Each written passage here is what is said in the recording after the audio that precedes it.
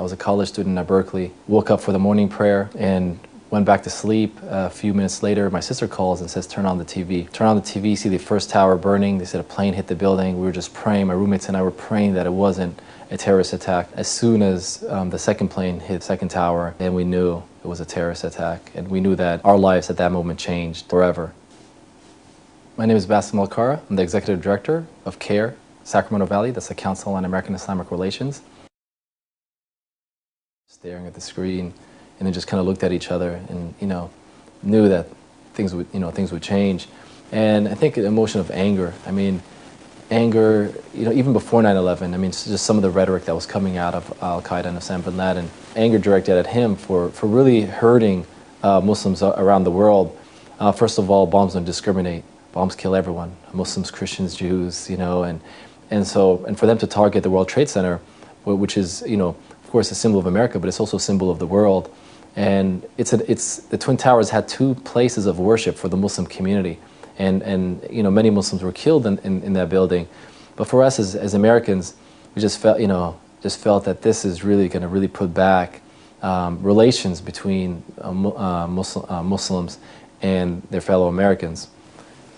At a time I was a student leader on campus, and I knew that I couldn't sit back, and people were looking to me to lead them during this difficult period.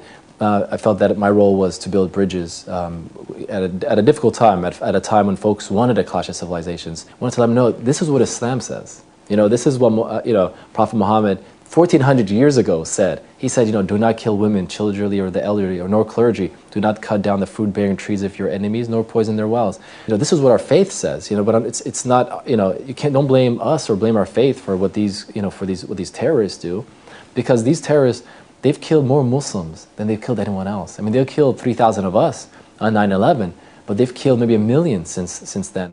I was in New York. I was about to board the plane, and the officer pulls me out of line, and he body searches me in front of everyone.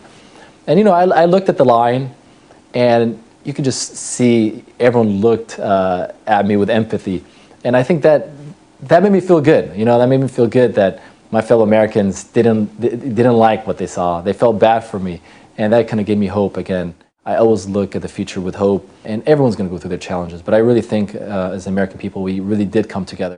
And building bridges and working with others was my calling and destiny at the time. And now I look back for 10 years, and now especially with a 14-month-old girl, that my life has changed quite a bit. And now, there's even a more sense of urgency that I need to continue down this path, because to ensure that she has a better future, to ensure that when someone looks at her, they just look at her as any other American.